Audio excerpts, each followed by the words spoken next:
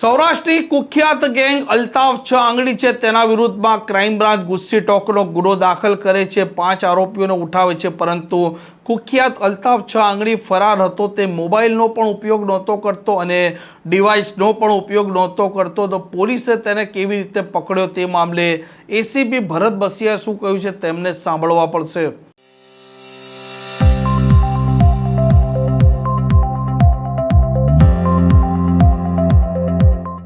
નમસ્કાર, આપ જોઈ રહ્યા છો હોટલાઇન ન્યૂઝ અને હું છું આપની સાથે તોફિક ગાંચી। સમગ્ર સૌરાષ્ટ્રમાં દારૂ છે તે સપ્લાય કરનાર અલ્તાફ છ આંગળી છે તેની ગેંગના વિરુદ્ધમાં રાજકોટ ક્રાઇમ બ્રાન્ચે ગુસ્સી ટોક છે તેનું શસ્ત્ર ઉગામ્યું છે અને તેમાંથી 5 આરોપીઓ છે તેમને દબોચી લીધા હતા। પરંતુ અલ્તાફ છ આંગળી ફરાર હતો। તે ખૂબ સાતીર હતો, તે ખૂબ હોશિયાર હતો અને ફરાર થયા બાદ તે મોબાઈલ કે કોઈપણ પ્રકારના ઇલેક્ટ્રોનિક્સ ડિવાઇસનો ઉપયોગ નહોતો કરતો। જો કે પોલીસ છે તે તેમના બાતમીદારો સક્રિય કરે છે અને તેમને બાતમી મળે છે કે અમદાવાદ તે સંતાયો છે અને ત્યાર પછી અલગ અલગ ટીમો પહોંચે છે અમદાવાદ અને તેને ઉઠાવી લેવામાં આવે છે। આ મામલે એસીપી ભરત બસિયાએ શું કહ્યું છે તેમને સાંભળો।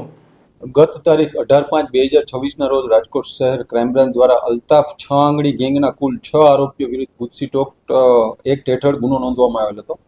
આ ગુનાના 5 આરોપીઓને અગાઉ પકડવામાં આવેલ હતા। નામદાર કોર્ટમાંથી તેમના રિમાન્ડ પણ લેવામાં આવ્યા હતા અને રિમાન્ડના અંતે આ 5 આરોપીઓને ગુજરાત રાજ્યની અલગ અલગ જેલમાં પણ મોકલી દેવામાં આવેલ હતા।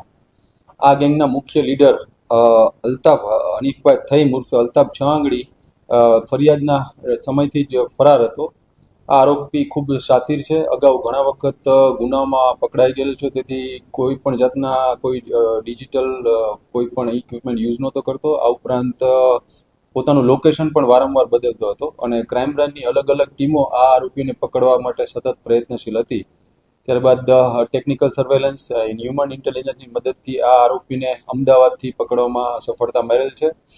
આ આરોપી અલ્તાફ વિરુદ્ધ 12 જેવા ગંભીર ગુનાઓ અગાઉ નોંધાયેલા છે, જેમાં ખૂન છે, ખૂનની કોશિશ છે, રાયોટિંગ છે, પોલીસ ફરજમાં રૂકાવટ છે, આર્મ્સ એક્ટ જેવા ગુનાઓ નોંધાયેલા છે અને તેને અત્યાર સુધીમાં 7 વખત પાસા પણ થઈ ચૂક્યા છે।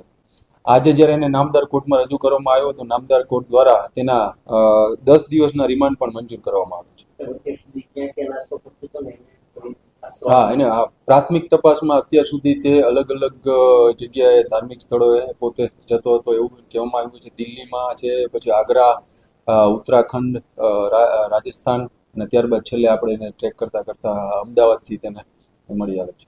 આમ અલ્તાફ છ આંગળી છે તેને પોલીસે અત્યારે ઝડપી લીધો છે અને તેના 5 આરોપીઓ છે તે પણ અત્યારે ન્યાયિક કસ્ટડી હેઠળ અલગ અલગ જેલોમાં ધકેલાઈ ચૂક્યા છે અને હવે અલ્તાફ છ આંગળી છે તેને પણ જેલમાં ધકેલવાની પ્રક્રિયા પોલીસે હાથ ધરી છે।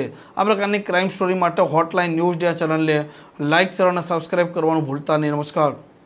આવા પ્રકારના વિડીયો તમને જોવા ગમતા હોય તો હોટલાઇન ન્યૂઝ ચેનલને લાઇક, શેર અને સબસ્ક્રાઇબ કરો।